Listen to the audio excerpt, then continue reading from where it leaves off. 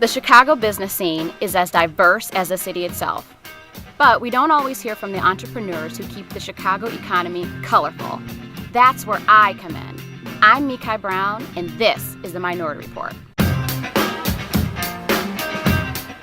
Edgar Ramirez has made a career out of being a pretty nice guy. He started as a community organizer on the Northwest Side, where he grew up in a tight-knit Mexican family. Now he runs Chicago Commons, a nonprofit with $24 million in revenue that works to end poverty and isolation in the city.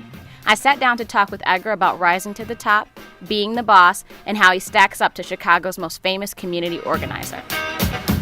Tell me a little bit about your new promotion and being the only man of color to ever be the CEO of Chicago Commons. Yeah, it's so the previous directors have all been Anglo or white, and it's a huge responsibility for anyone, whether white, Latino, African American, whoever takes this job on has a huge responsibility of continuing the excellence of Chicago Commons for the next couple of years. I take that very seriously, and I know the position that I'm in, given being a Latino male, that I do want to do right by the organization and by my community as well.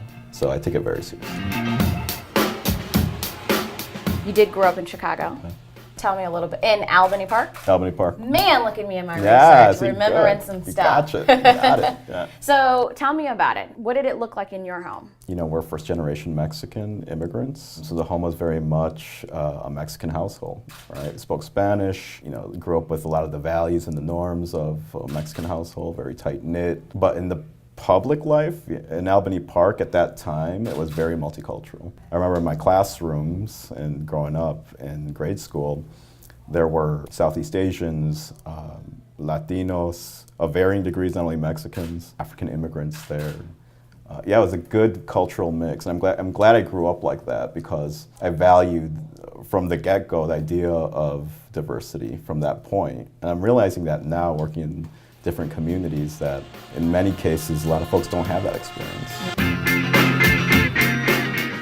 For someone that may not know exactly how to climb up the ladder, what are some things that you would say, the top 3 things that are really important to set yourself apart from everyone else to continue to progress in your career in an organization like this? 1, you have to be competent and demonstrate competence. 2, you have to have ideas and a vision for what you want.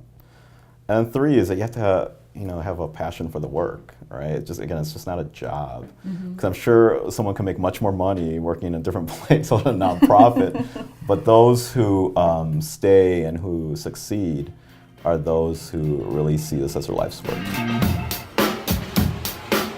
Tell me a little bit about the Edgar before being the CEO of Chicago Commons. Where did you come from? I was a community organizer for a couple of years. What does that mean? It's basically working on the ground, talking to different folks, finding common interests for the better good of a community. So what did that look like day to day? You just walked out of your house and knocked on doors and said, hey, how do you feel about this fence being here? Right, that's exactly it. It was very ad hoc. Yeah, it was very, going out, knocking on doors, talking to different people about what their interests are and what they think or how they feel they can change things for the better for their community. Sometimes it would revolve on an issue like violence prevention, immigration. How welcoming were the people that you were talking to, or how interested were they in giving you feedback? I think everyone was interested with giving feedback, but it's just the varying degrees of participation really came about with people's time, energy, effort. It's an exhausting job because you don't have a lot of control over the process, right? You get to organize people, but in the end, the people have to do